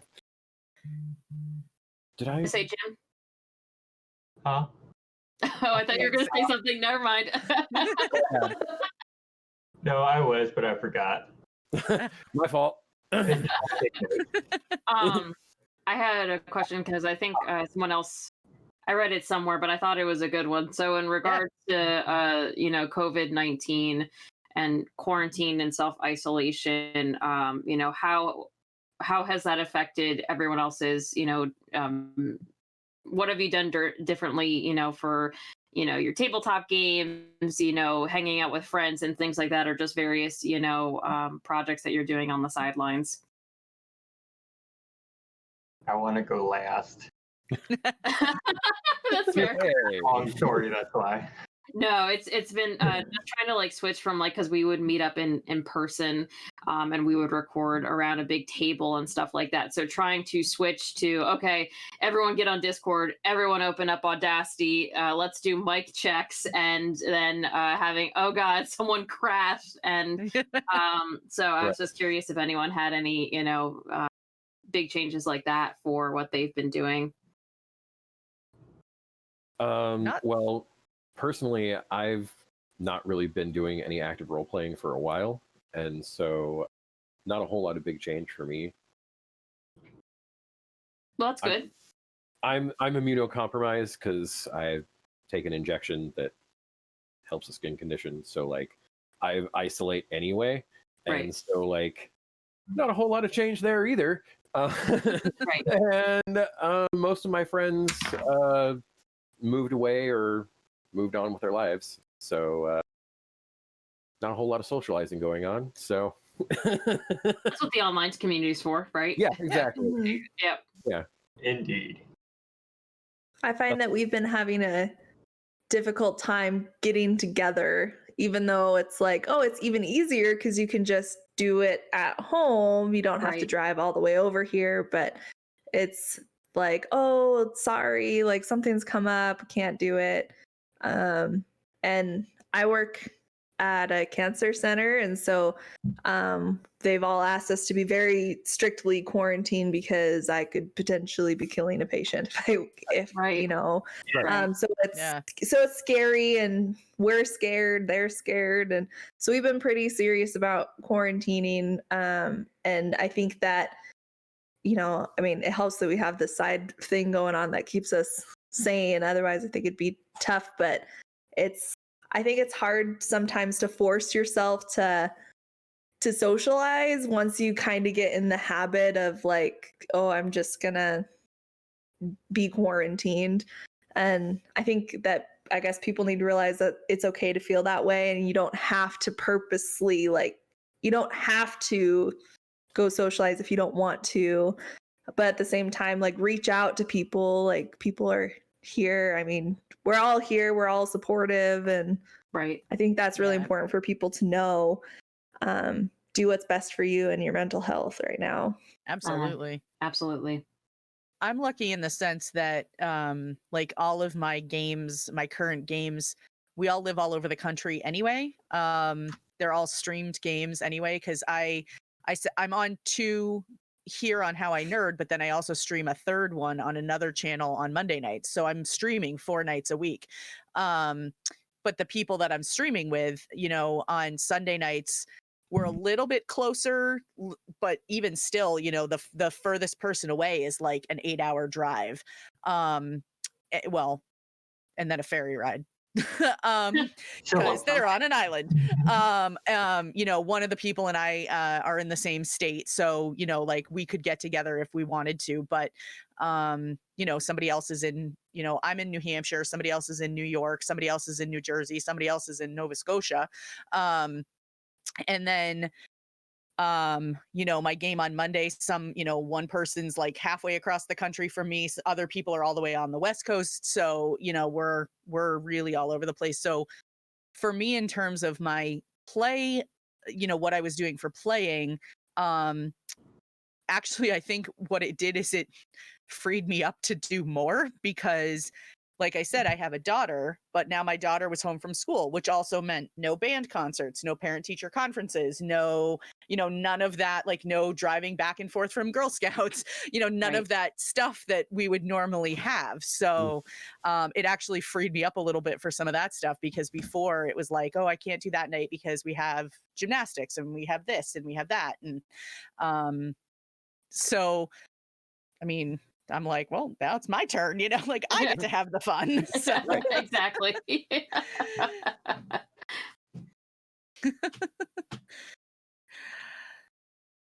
I don't, Yes, my I local, have totally forgotten. yeah, I was going to say, The Disc, question is dang it, that- I just got home from dinner. My question is, have you ever forgotten? Yes. Yes, Yes. right now as we speak. The answer is yes. Bad part is I can't remember what it is that I forgot. I know. Same. I've never understood like that whole like tie, how people used to say like to tie a string around your finger, like that old school, tie a string around your finger to help you remember stuff. And I'm like, I would look at it and go, why the heck do I have a string tied around my finger? When I did this forgot get the here? string was on my finger. So, Oh. You couldn't remember, could you? No. A couple of days later that happened, so it's like, Oh no. oh, that's a good question. Okay, IPA Lot wants to know, for those of you who were playing IRL games before COVID, what things do you like and dislike about being online? Since playing in person, I absolutely miss being with a group of people in the same room and laughing, and the technical aspect of it. When the other, like 2 weeks ago when we were recording, we just started and then suddenly my computer froze and it was on my DM syllable, so it just suddenly sounded like him going, and I'm like, oh my god, what is happening? And I'm like trying to like text him, I'm like, stop recording. So I don't enjoy that aspect of it. I absolutely miss, interactions, and they're a great group of friends. I miss that a lot. The nice, some of it is streamlined, using some of the online programs and stuff like that for like map layouts and things like that is pretty easy. I feel bad for the editors of our podcast, because now instead of 1 or 2 audio lines, we have 6. So their editing time is now increased. But I also think it's cool because he does have some flexibility in how much editing, like if we accidentally overtalked each other, you can cut out which parts to that we're talking over each other at the same time. So, some of that fine tuning's pretty nice. But I miss sitting at a table and physically rolling dice with friends and just, laughing. That's a big one. So we're all talking about, what we're going to do when, we're finally not self-isolated and just lots of hugs. Yeah. Right. Yeah. Absolutely. I miss There's the nothing- pranks. The The pranks pranks. are the best part about being around the table. Absolutely. Yeah. Doing stupid stuff. Yep. Either that or really trying to fudge your die roll. You know what I'm talking about. Yeah. You bump that table just a little bit. Yeah. Yeah. Or when your die falls on the floor and it's like a 1 and you're like, oh, that doesn't count. It fell on the floor, or it lands on a 20. You're like, I'm counting that one. That one's a 20. Right. Exactly. Yep. We have our rule of like, if it falls out of the dice tray, it does not count. So of course, when it's like that nat 20, you're like, son of a bitch. You're Yeah. like, please. And our DM's like, no, absolutely not, re-roll. And I'm like, fuck. Got me. Oh man. Got him. Yeah. Yeah. I know that is one thing about playing online, especially in a streaming campaign. We use Fantasy Grounds here. And so like there is no, I mean, unless you wanted to seriously go in and doctor the program, there's Right. no fudging your rolls. Like, Right. I mean, there's no way I could like even pretend to fudge a roll from the DM or anybody watching, because it's like, it's right there in black and white. Everybody can see it. So Right. yeah. Yeah, and Remove Disc in chat keeps stats on all of our rolls on our Wednesday night games. So yeah, so he keeps track of like how many 1s we roll, how many 20s we roll, all of that stuff. So at the end of the session, you can be like, damn, I sucked tonight. Like my rolls were ass. we started doing something the very first night because one person rolled like 4 or 5 1s. And so the character's name is Shula. And so we were like, Shula's number 1. Oh no. Oh, no. And so then the next week, my character, I had rolled the most ones. So Evie's number 1. Evie's number 1. So Oh man. yeah. You know what I don't miss though? I don't miss Coke going on the map. Yeah. The near-death experiences for the people that can't control their drinks. Although I do find my desk is a lot messier these days. Yeah. I'll just start putting tonight actually I still had we played D&D last night and I was like, oh, my dice are still out. Yeah, I should probably like sweep them into the bag, so when I'm on with you guys tonight, you all don't hear the dice rattling around as I type on the keyboard. I feel that. People I know. I keep a set of dice. So my monitor is up on a monitor riser because otherwise, like, I literally would have no room for my keyboard or anything. Right. And so, like, I have a set of dice right here that I keep on my riser, just because there have been times that, like, I'll get kicked out of Fantasy Grounds. The stream is still live, but I get kicked out of Fantasy Grounds and I'll be like, well, at least I have dice right here. I can still roll something. So I miss that. Oh, somebody mentions Nate's Knife Pit mentioned TV trays are great for that. That's what I do with my work setup because I'm working from home right now too, and I don't work from my home my home laptop for my work. I have set up in a different area, and I have a TV tray set up next to it for all it's like my catch-all for all the stuff that I don't want right there in front of me. So I'm gonna drop a picture of my workstation in chat. In the Discord. There you go. How many dice sets does everyone have? I think that's a real question. Just oh no. A lot. A lot. Wolfsblood is just like, oh no, I don't want to talk about this. Wolfsblood, how many? How many? Let's see them. I honestly cannot give you a number of sets. I don't remember. It's vast and never ending. You know the big bag of Corona? Or the big Corona bag? Yeah. Yeah. Nice. I've been playing for 30 years, so I've Right. collected a few die. Only a few. Yeah. Yeah. That and when I got into D6 games, good God. It just ramped up. I hate phase rip so much. Like My Did you say rips? phase rip. The Oh, I thought you said riffs, and we were about to throw down on that one. no. I hate the math involved in rips. That's I'll give you that. I'll concede that point. You need like a Texas Instruments calculator to do riffs. Yeah, and just like real D&D, you need to be able to do Chinese algebra too. So No, yeah. good. back in my day, I calculated THACO. Y'all don't even know what THACO is anymore.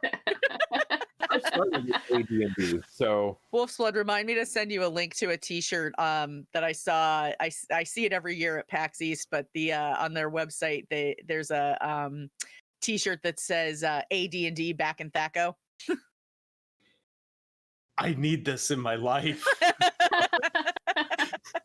That is my spirit animal now. I will send you the link after the show. Getting a T-shirt and a 3D printer after the show. Great. It's been a good night. Yeah, just fueling the addiction. It's all good. Right. I know. The sad thing, we had Jake Storman on a few weeks ago, and he designs dice with Die Hard Dice, and he gave away a set, and of course I'm like, no, I want a set of Stormforged dice because they're so pretty. They're really pretty. They're beautiful. Yeah. But It's on my list. yeah, I know. I'm like, I don't. Every week, I'm like, I don't need a set of $50 dice. I don't need a set of $50 dice. Yes, And then it's like the SpongeBob GIF. I need it. I know. You just break. You're like, I do. I know. I know. IPA. I'm still ISO boob dice. That was a very funny story. So he came on one time and was telling us, when he came on, he was telling us about the design process for the dice and everything. And he said they were working on the percentile. And he's looking it over and he's like, oh yeah, that looks good. And then he flips it over to the 00. And because of the font that they used, it looked like a set of boobs. And so he's like, we can't use this. So then that was the other hashtag that was born the same night, was hashtag boob dice. And so now everybody wants a set of boob dice. So I want a set of boob dice now. Like, sign me. Well, I think I'm gonna send him a tweet when we get a little closer to October and remind him, he mentioned maybe in October he would release some boob dice as a breast cancer awareness fundraiser. So in a variety of skin tones, yes, yeah. I will happily pay for those. Right. So, and it was funny because then, of course, I'm like, as I am looking at the dice, I'm looking at the font, and I'm like, oh yeah, if you flip that around, those absolutely look like boobs. Yep, I can see that. But that's fantastic. Yeah. First I ever think I have 2 sets of metal dice, one of which I actually lucked out. So last summer, I mailed a set of dice to a friend of mine who had never owned a set of dice in his life. He was just getting into like all of TTRPG and everything like that. And then for Christmas, the dice gods blessed me with my very first set of metal dice. So I was like, nice. And then a few months ago, I ordered a set from D&D WoW that are color changing. So when it's cool out, they're blue, and when they get warm, they turn purple. That's So, awesome. yeah, those are fun. Oh, I need those now. Damn you. Yeah. They're cheaper than the Stormforged ones, so Okay. they're only like $35. Oh, that's We just bought a lot of dice from Die Hard Dice because they're doing, we're part of it, the Yeah. TTRPG community sale. Yeah. Which I think ends on Friday. So, shameless plug, go get in on that. But yeah, Right. yeah, advertise. Right. for a while, I've been like, Jared, like, we need to buy more dice because I have to take pictures of things with dice and I need to have all of them. And then it was like, by the way, there's this amazing sale. I Okay. know. I saw the sale and I was like, oh my God, there are $200 boxes on sale for $75. Yep, we may have gotten that one. I It's mean, so hey, if you exciting. need that many or want that many, that's a really good deal. You have to have color variety, you know? Yeah. Well, you're painting them in a variety, your dice trays in a variety of colors. You need dice that color coordinate. Exactly. Exactly. It's a valid marketing. I see nothing It's wrong with much this. better. Yeah. So works out. Yep. Oh man. Just looking at time real quick. So for people who we're about 10 minutes before the hour. So just a reminder, if you have not gotten the chance to enter for the giveaway, !enter for the spell tracker. Thank you. I'm drawing a complete blank now. For the spell tracker tray from ArcaneSpectacles. I just want to make sure that if you haven't had the chance to enter, everybody gets the chance to do that. I don't believe we hit our goal for follows, which was a bummer, but that's okay. Yeah. Yachts did just say, he was like, that spell tracker looks super cool. I was showing him a picture of it earlier, and Yachts plays Mihai, who's a spellcaster on our Sunday night campaign, and I was like, I think you should get one for Mihai. So he's like, do a second and I'll pay for it. You sure, Yachts? Because I mean, we kind of want to hit that 3,000 follower goal, but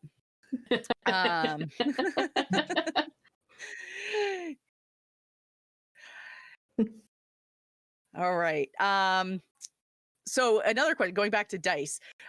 Do your dice sets have to match? No. Only one. Only one? You have Only one matching set. Oh. So these are from Barkenhide, and they came with it. They are clear with glitter, and the highest number is opaque white. Oh. That's really pretty. Yeah, they're gorgeous. So I have my one matchy set. Everything else doesn't matter because I'm a DM and they all go in a bag. Basically. Like I have a couple of matching sets, but they all go in the same dice bag with the rest of my dice. Yep. I still have a very tiny set of dice. Mine are still growing. I tend to lean towards pink, purples and pretty and rainbow colors. Imagine that. But for in terms of using dice during the game, they don't have to match. They just have to give me good rolls. And those that do not go in the like bag of shame, and they're not used for the rest of the night. Yep. They go in dice jail. Is it a rough sack? So it scratches. No, I wish. All right, I need to make a separate dice bag that's just like the bag of shame. Yep, yeah. It's worse than a bag of holding. Yeah, you need a bag. You need a bag made of burlap. Yep. There you go. I can sew. I can absolutely make a like very shoddy looking bag of shame. Little eye holes cut out as if you were wearing a mask. Just like nope. I have my dice sets that I use for the campaign, and then I have them all in one bag, but then I separate them all, and I usually take out the dice. Like if I know I'm going to be rolling a lot of D8s, I'll take those out. But then all my D20s, they get the roll off, and the bad ones get put back in the bag, and I organize them all, and they have to go through it, and I can't start the game unless I've done my roll off. All of my dice match. Every single set that I have matches. I have one D6 that's just a random D6, but it's because I bought it at the Smithsonian. It's made of, I can't remember what the gemstone is now, but it's kind of a neat like jadish color green. Oh my gosh. Thank you, anonymous gifter, for those 5 gift subs. Guys. We are 1 sub away from 200. Count them again. Count them again. I need a recount. Recount. Mike, I demand a recount. I know you're here. I know you're listening.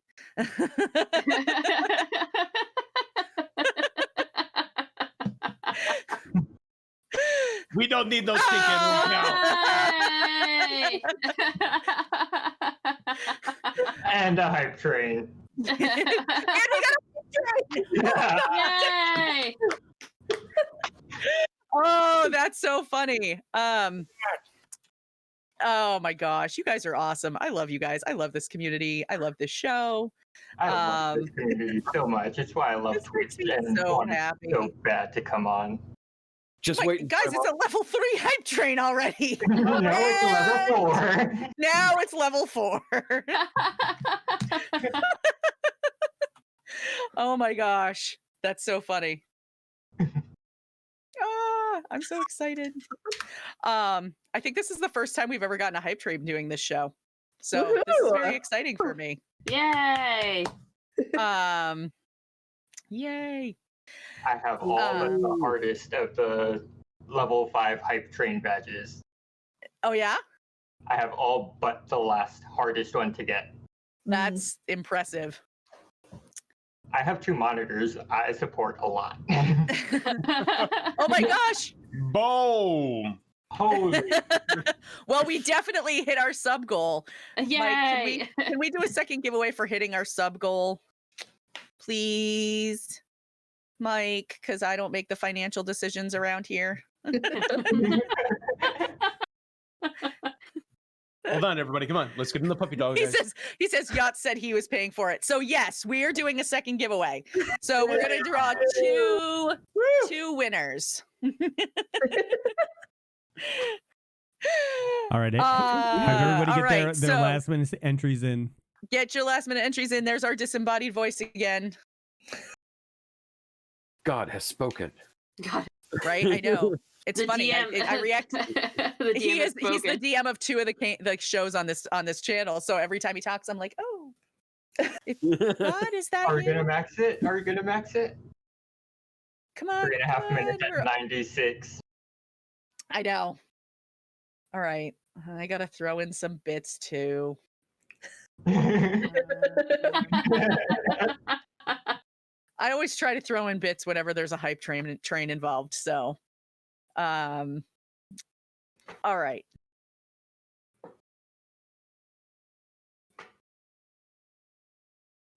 We did it. We did it, guys. This is awesome. You guys rock. All right. I can't braid right now. Sure you This is so can. much fun. It is so much fun. It is. Yep. All right. And there's So my house phone. you There we tell go. me when you're ready to pick, Luna. Let's do it. Let's pick, Mike. Let's pick. Let's give people 1 minute to get the last minute entries in. Exclamation point enter to enter. And we'll give it 1 minute. I'm watching the We thing, can. right? And then we'll close entries and we'll pick a winner. And you There you Sounds good. have to be here. Have to be here. Yes, you have to be here to win. So if you're lurking and you entered, now's the time to come back, all you lurkers. Hey, Tiny Meteor. Thanks for entering. How are you? I guess.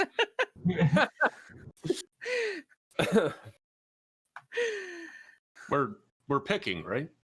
Yeah, we're giving everybody just a last couple. We've got the 22 seconds. yeah, Oh, the wait. automated thing set up for it. So This is a family show. I know. Thankfully, the family is all grown adults. Right. Right now, yeah. Right now. Hey, speak for yourself there. Right, I know. I mean, Relative term. yeah. I mean, legally we're adults. That's Right. That's about it. the Yeah. crux of it, yeah. Lena. Lena? I don't know who Lena is. Who's Lena? Do you have another community manager that I don't know about? It's your evil twin. It's your evil twin, Luna and Lena. Lena is my evil twin. You heard it here first, folks. Lena, the evil twin. Oh wow. Oh my gosh! Whoa. Tiny Tiny meteor. meteor! Did you just max out the level 5 train? I believe so. Yeah. Oh my so, gosh. Mike, the community would like to know how many subs we are up to now. Let it refresh and I'll let you guys know. Give me a sec. Also, we are 4 followers away from 3,000. I can't English tonight. I have no idea what's going on with my mouth. Have you watched any of the show tonight? None of us can English tonight. I English good. I English all the good. All the good. We are at 215 subs right now. 215 subs. You guys are amazing. Oh my gosh. Yachts. Word is bond. Word is not hard. All right. So let's we're gonna close the entries and Jesus. We're gonna close the entries and here's the first one. Oh, rigged. Rigged.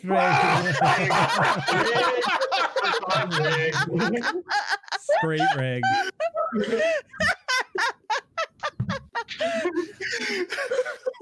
That's funny. Rigged.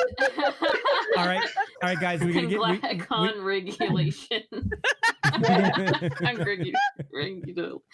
Oh, I can't word. Oh my god. Guys, all right, guys.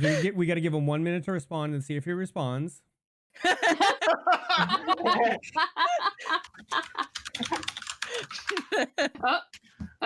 All right. I might be here. I think it's a bot. Don't give it to him. I think we better ban that one. Right, absolutely kick him out. All right, Luna, and this, if you're gonna pick a second, I'll pick a second one for you. Yes. It can't be any of the staff, or can't be any of the people on the the people on the show who are guests. I would say are eligible. Yeah. Okay. All right. Ready? Mm-hmm. Me. I had to test it. I had to test it earlier. That's obviously not it, but I had to test the entry earlier. Wait, Okay, let's talk about rigged for a second. Actually rigged. Rigged AF. All right, here we go. Skizix. Hey! Skizix. Yeah, Skizix. Nice. All right. Hooray! All right, so reach out to Gamer Mom Luna on Discord or Connect, and she'll make that happen. We'll figure it out. We will get that. Yes, we will get that to you. Oh man, we're gonna have to talk about that on Discount Dungeons. That's fantastic. He is one of the he plays Skizix the Best Mage on Discount Dungeons. Fantastic. Yep, that's perfect. He is a goblin wizard. That's gonna be so great. That's awesome. Nice. It might just be rigged because didn't Patch win the set of Die Hard dice too? Yeah. I don't think we're gonna get invited anymore, guys. Oh, I was gonna say, I think we might have to stop inviting Discount Dungeons people. Oh shit! They figured out our con. Get the free stuff and go. I'll get worried when you kick me out of the Discord and block me from it. So Right. If I am going to do this though, just real quick, I'm going to give up my prize, Okay. Oh, and I actually want that to go ahead and be awarded over to Midnight Zion. Okay. oh, Aw. that's so nice. We can make it happen. We will definitely make that happen. So Midnight Zion, connect with me. I will get your address and we will take care of that. Thank you. Like, you have no idea how to connect with me because we only talk all the time. So. Midnight's like, wait, what? I don't know if he wants the prize. I don't think we can give it to him. Yeah, so I'm kind of crying almost. Aw, Aw. you made her night. This is what makes the TTRPG community so great. Totally. Being able to do fun things like this and seeing people share the love with the rest of the community, and Luna's done a wonderful job fostering it around here. So we're gonna keep her, I think. Yeah, I think so. Wait, Luna or Lena? Lena, both of them. Lena, yeah, she's no good. Keeping Lena. I got fired. Lena can say, Luna, I didn't hit we're the follower sorry. goal. That's it. I'm out. Bringing in Lena. All right. Well, we need to wrap up tonight. But what I would like everybody to do is just go around again, remind us who you are and where we can find you on the interwebs, and then we will call it a night. So I'm going to go in reverse order from when we started. So Caitlin, I'm going to start with you. All right, I'm Caitlin from Arcane Spectacles. Your Arcane Spectacle on Twitter, and Etsy shop is Arcane Spectacles. Check it out. We sell cool stuff, and we're got things in the works. So follow us on Twitter. We always shout it out there, and it's a lot of fun. Awesome. Yes. If you are not following them on Twitter, go drop them a follow and say hello. Let's see. Let's go to Megan. I'm Megan again, and I'm on Twitter at nebulous_lalo. I'm a part of Discount Dungeons, which is also our Twitter. Go to my Twitter if you want to look at character illustrations I've done. I'm open for commissions. And I just want to say thank you so much for having me on here. It's been a blast talking to everyone tonight. Yeah. Thanks so much for coming on. It's been great getting to meet you and get to chat a little bit. Wolfsblood. 2012 Wolfsblood on Twitch and Twitter. You can catch me here pretty much every night. I am a mod for the How I Nerd channel, and otherwise I'm over on the channel with Cyclone Jack. Yeah. Thanks for coming to hang out with me tonight. Last time I invited him, he bailed because he got sick or whatever. Jeez. Oh, I'm sorry. I didn't think you wanted Exorcist 2.0 on the stream. No, honestly, I appreciate you coming to hang out. This has been a lot of fun. So, Jim. I can be found at Jim_the_dim on wherever I am. If you're on it and it's social media or streaming or whatnot, it's there. You can also find me as a DM on my buddy's Twitch channel about 8:30. Cyrillo's in the chat somewhere. I'll put a link. And I'm on Awesome. Twitter at Jim_the_dim. Yes, just like it says under the thing, on his name thing. Yeah.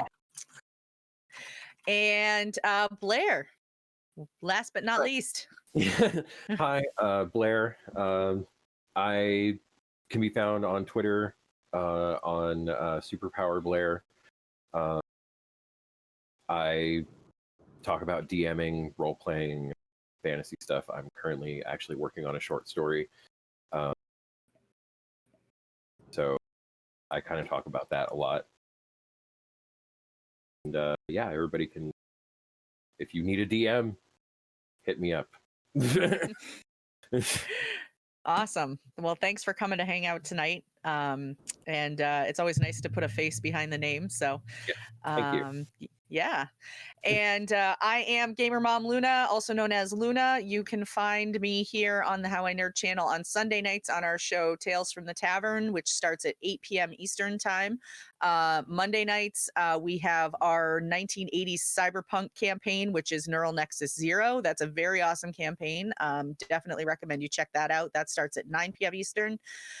Tuesday nights, we take a night off so that we can all catch up on our sleep. And then on Wednesday nights, we have Tabletop Tavern 2, our other Pathfinder campaign. That one starts at 8 p.m. Eastern. And then Thursday nights, every Thursday night here on Tales from the Tavern. We also have our Storytellers Union stream team, which is a stream team that is dedicated to Twitch streamers who stream TTRPG content. So if you are a streamer of TTRPG content and you're looking to join a team, our goal is to help build up the community, get communities to start interacting with each other a little more and, learning from each other and supporting each other. And, we found that this has just been such a great space and a really welcoming space. And we want to help foster some of that community a little bit more.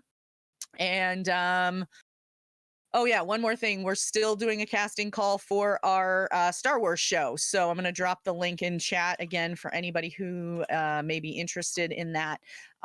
So if you're interested in Star Wars and being a Star Wars you can fill that out, and somebody will get in touch with you. That game will probably look at going live sometime in November. It's still in the pre-production phase. So yeah, thanks so much for coming to hang out with us tonight. We are going to raid Lionhead Gaming. They are part of the Storytellers Union, and they are streaming right now. So we're going to go drop them some love. If you're a subscriber to the channel, don't forget to drop those emotes and let them know where you're coming from. So be sure to say hi, and we will see you all next week right here on Tales from the Tavern. Have a great night. Hi, everybody. Good night.